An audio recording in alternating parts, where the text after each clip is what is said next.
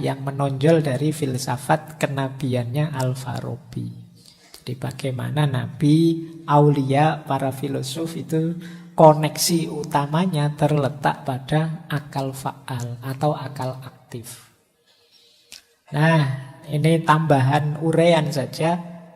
Kata Al-Farabi, nabi itu istimewa secara intelektual. Nabi itu selalu punya bakat intelek luar biasa. Akal intelek Nabi beda dengan para filosof, beda dengan para mistikus. Kenapa? Para filosof, para mistikus itu pinternya karena pelatihan dari luar, pengembangan dirinya sendiri. Tapi kalau Nabi memang dianugerahi Allah kecerdasan yang luar biasa, namanya fatona. Dan yang paling istimewa apa? Kenapa Nabi sangat cerdas? Dia bisa berhubungan dengan akal fa'al tadi, akal aktif tadi terus menerus. Yo kayak kalian ya, kalau diri kalian misalnya mungkin otakmu kamu sambungkan dengan Google saja terus menerus, itu kan kamu jadi pinternya luar biasa. Adanya nabi teladan menunjukkan bagaimana menjalani kehidupan dengan penuh kebaikan, keadilan, kesabaran, kelembutan, dan kasih sayang. Dan juga kehadiran Nabi Muhammad menginspirasi umat Islam untuk meningkatkan diri, mencari ilmu, berbuat kebaikan, dan berkontribusi dalam membangun masyarakat yang lebih baik.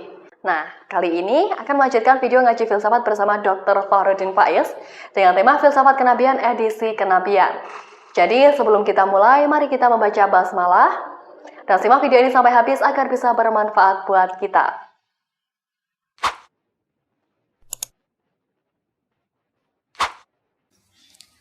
Ya, ini saya awali dari konsepnya Al-Farabi tentang kenabian.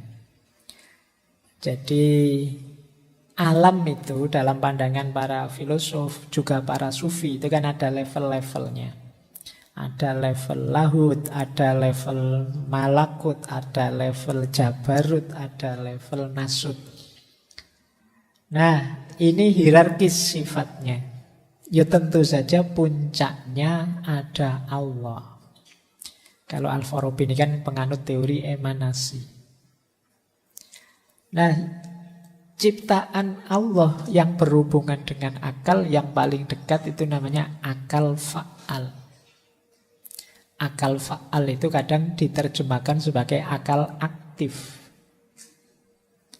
Akal fa'al itu kalau di Al-Farabi beliau mengizinkan boleh itu kita pahami sebagai lauhil mahfud yang isinya segala macam mekanisme ciptaannya Allah dari A sampai Z detail.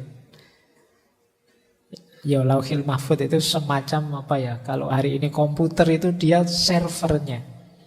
Kayak Google itu servernya Google itu kan isinya segala sesuatu. Nah, itu mirip lauhil mahfud. Ya kalau Google kan paling urusan yang terjangkau saja. Tapi kalau akal fa'al ini segala sesuatu ada di situ ciptaannya Allah. Informasinya, datanya dan lain sebagainya. Kalian tidak usah tanya kalau begitu berapa giga itu, Pak. Ya. Nah, sampai akal fa'al ya. Nanti kita masuk ke manusia. Manusia ini punya akal. Akalnya manusia ada dua jenis. Ada akal teoritis, ada akal praktis. Akal teoritis berhubungan dengan abstraksi. Jadi berpikir ya menggunakan akal pikiran. Kalau akal praktis ini hubungannya dengan apa yang akan kita lakukan, berhubungan dengan dunia materi. Nah, akal teoritis itu ada 3 bagian. Akal potensi, akal aktual, dan akal mustafad. Akal potensi itu ya potensi kemampuan, daya kita untuk berpikir. Mudahnya begitu. Jadi manusia itu lahir akal asal sehat. Akalnya kan juga hidup. Dia punya potensi untuk mikir. Meskipun tidak semua orang mau menggunakan potensi berpikirnya. Tapi semua orang punya daya berpikir. Nah, ini kita menggunakan istilah yang mudah-mudah saja. Nah, ketika daya berpikir ini kita jalankan, kita melakukan refleksi, kontemplasi, di situ namanya akal aktual. Nah, jadi terus ya, lanjut ya. Bagian dari akal aktual itu ada namanya akal mustafat. Akal mustafat itu akal yang bisa meraih, mencerna informasi dari akal fa'al. Jadi berpikir abstrak itu kan semakin ke sana, semakin mendalam. Nah, kalau kita dibantu oleh akal mustafat, itu kita dalam berpikir bisa mengakses akal fa'al ini. Ketemu kebenaran-kebenaran level dalam. Nah, proses dari akal teoritis yang kemudian dari potensi kita aktualkan, dibantu akal mustafat, kita mencapai akal fa'al. Ini yang selama ini dikejar, dilakukan oleh para filosof. Jadi para filosof itu mencari kebenaran, kan mengejar kebenaran dengan daya upaya mereka.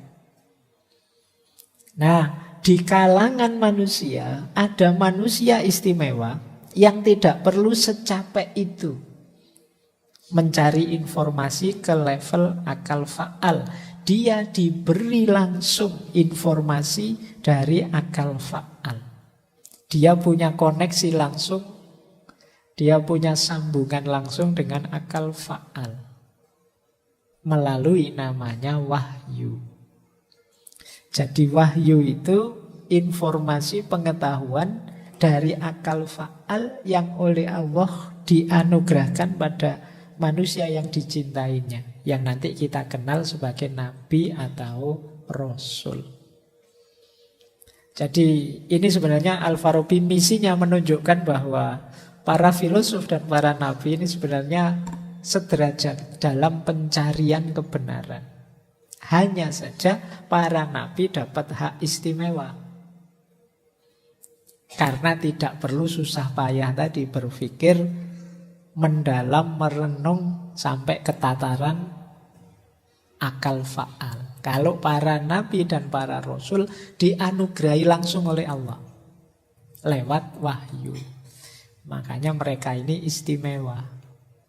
Tetapi status dan fungsi serta manfaatnya mereka kalau di Al-Farabi, nabi dan para filosof itu setara. Ini memang maunya Al-Farabi kan ini nanti ujungnya king of philosopher tadi. Bahwa yang harusnya mimpin masyarakat itu para filosof. Sekarang kan tidak ada nabi sudah kan. Penerusnya nabi yang dengan karakter semangat pencarian kebenaran bahkan sampai ke level akal fa'al itu ya para filosof. Berarti nanti alumni ngaji filsafat bisa nyalon presiden. Para filosof lah yang berhak untuk jadi raja, jadi pemimpin. Sebagaimana dulu para nabi mimpin umatnya. Nah, detailnya penjelasan yang saya jelaskan tadi. Jadi manusia itu ada 3 kalau di Al-Farabi berhubungan dengan akal fa'al tadi. Nanti Farabi sebenarnya juga ngomong di pandangan tradisional tertentu bisa kok kita menerjemahkan akal fa'al ini sebagai Jibril, malaikat Jibril yang membawa informasi dari Allah. Nah, manusia itu ada 3 kata Al-Farabi. Yang pertama nabi tadi. Nabi ini sangat istimewa. Kenapa? Karena nabi ini jiwanya paling kuat. Nabilah yang bisa berhubungan dengan akal fa'al, baik dalam kondisi sadar maupun tertidur, lewat mimpi. Jadi yang paling powerful ini nabi, karena servernya langsung nyambung ke database utamanya. Jadi akal fa'al. Nanti ada manusia jenis kedua, para wali, aulia. Kalau aulia ini sebenarnya bisa mengakses akal fa'al, tapi tidak dalam kondisi sadar, kata Al-Farabi. Jadi berarti apa ya, sebenarnya Allah itu ya sekali-sekali menganugerahkan ilham tadi pada para aulia, tapi mereka tidak bisa secara sadar. Itu maksudnya gini loh, wah saya ingin sekarang mengakses akal fa'al, tidak bisa. Beda dengan para nabi. Para nabi itu begitu ada pertanyaan, kegelisahan, keingintahuan, itu kan terus wahyu turun, dibawa oleh malaikat Jibril. Jadi akal fa'alnya langsung mendatangi nabi, memberi informasi. Kalau para aulia tidak. Jadi kalau para aulia itu ya ada fase di mana mereka tidak sadar kemudian dapat pengetahuan. Jadi pengetahuannya orang menyebutnya kan ilmu laduni. Jadi sampai pada mereka tanpa mereka sadari. Tapi kalau nabi memang ya nyambung langsung, sadar atau tidak sadar dapat wahyu dari Allah. Itu bedanya nabi dan wali. Ada lagi jenis ketiga, para filosof tadi. Para filosof ini mencari kebenaran dengan upayanya sendiri. Mereka melakukan refleksi, analisis, kajian, studi, dan lain sebagainya.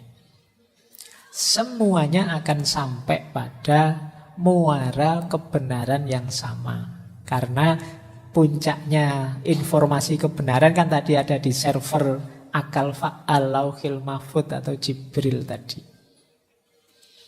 Jadi inilah yang menonjol dari filsafat kenabiannya Al-Farabi.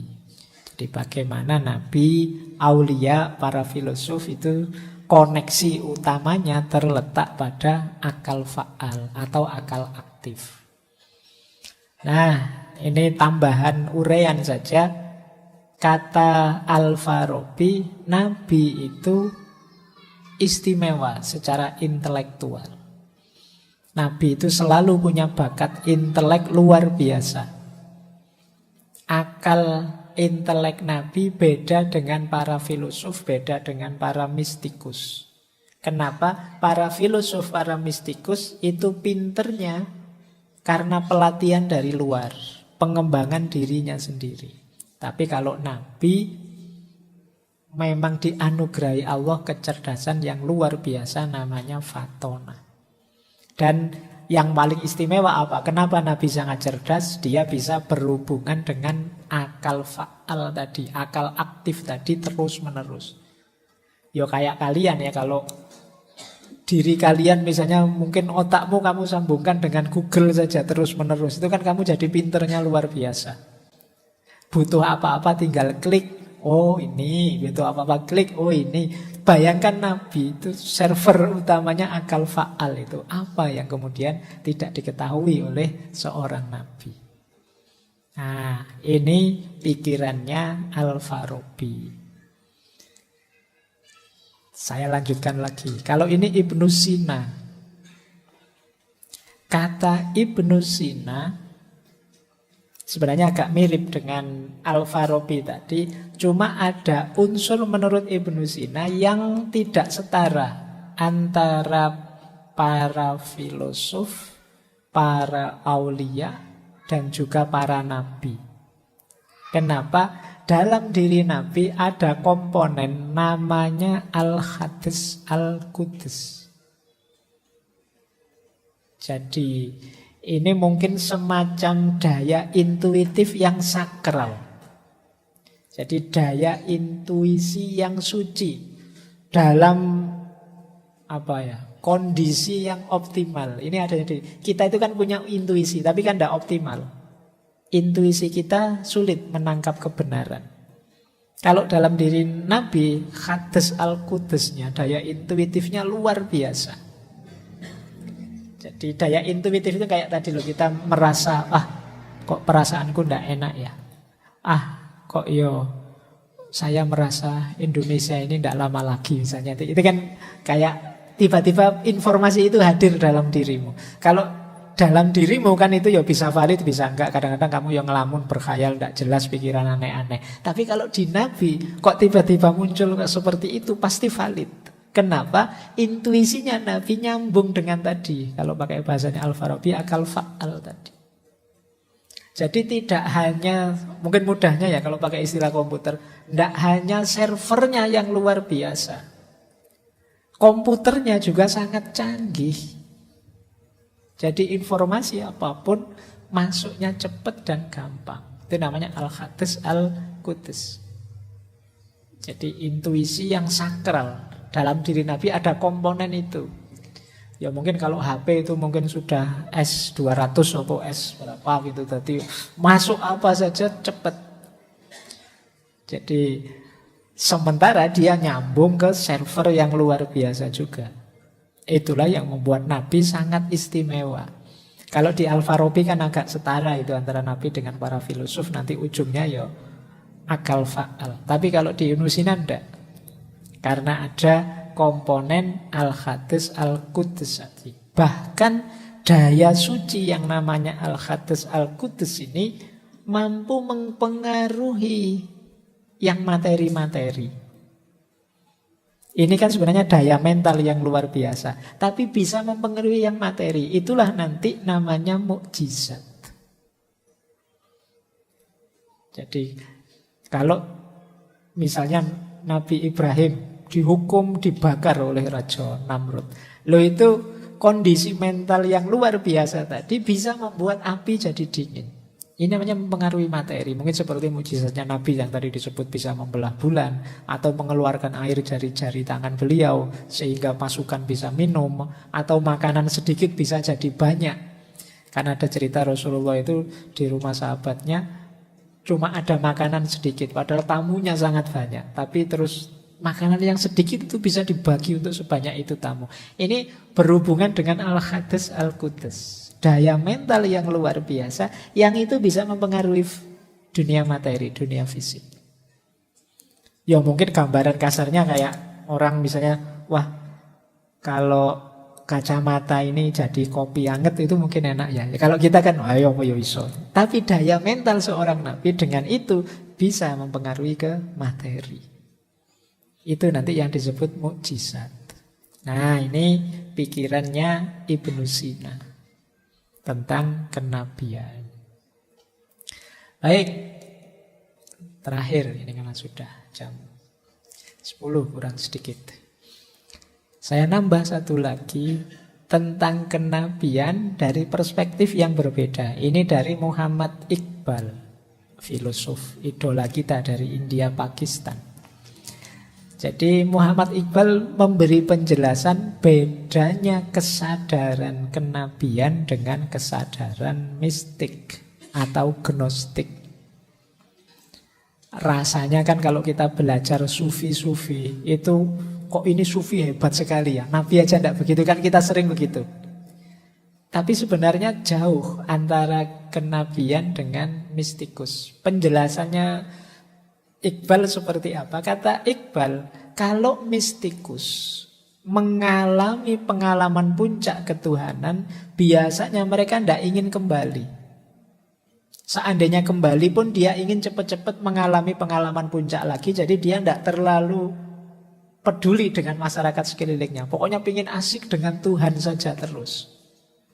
Ini kesadaran mistikus. Seorang mistik, ya mudahnya kalau dalam Islam sufi itu ya pokoknya berakhir perjalanannya saat bersatu dengan Tuhan, dalam tanda petik. Tapi kalau Nabi tidak begitu. Kesadaran profetik itu meskipun sudah sangat dekat bersatu, bahkan Rasulullah itu dalam Isra Mi'raj dikabarkan berhadapan-hadapan dengan Allah bicara. Ini kan luar biasa karena bisa bicara dengan Allah itu kenikmatan puncak. Kalau di surga itu kan ada puncaknya kenikmatan itu melihat Allah. Itu kan berarti berhadapan-hadapan dengan Allah. Orang kalau sudah mengalami ini sudah tidak ingin apapun lagi. Tapi Nabi yang sudah mengalami itu masih kembali lagi pada umatnya. Karena cintanya pada umatnya. Ini kesadaran profetik, kesadaran kenabian. Jadi ada kepedulian terhadap umat masyarakat. Jadi ini bedanya. Jadi kalau ada yang tanya, oh sufi-sufi kok rasanya jauh lebih hebat daripada Nabi? Tidak. Nabi jauh lebih hebat. Kenapa? Nabi tidak egois memikirkan kesatuannya, kesatuan dirinya, kedekatan dirinya dengan Tuhan, tapi juga ingin kembali mengajak sebanyak mungkin umatnya mengalami kedekatan yang sama. Inilah yang sangat membedakan antara kesadaran kenabian dengan kesadaran mistik. Jadi kesadaran gnostik, karena memang tujuannya gnostikus, orang-orang pejalan mistik itu memang tujuannya ya Allah saja. Itu yang membuat nanti Syekh Fariduddin Attor yang menulis Tadhkiratul Auliya bilang pengalaman kewalian tertinggi itu sebenarnya baru awal dari kenabian. Para wali itu kan berusaha untuk dekat dengan Allah sedekat-dekatnya sampai puncak. Itu kalau di Nabi itu baru awalnya. Karena setelah itu perjuangan panjang kenabian dimulai. Jadi ini bedanya kesadaran profetik dan kesadaran mistik. Biar kalian tidak salah persepsi.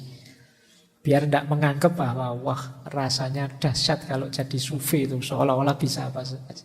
Sebenarnya ya kesadaran profetik jauh lebih berat, lebih luar biasa. Sehingga pengalaman kewalian tertinggi itu baru awal dari kenabian. Kata Syekh Fariduddin Attor, Tadhkiratul Auliya.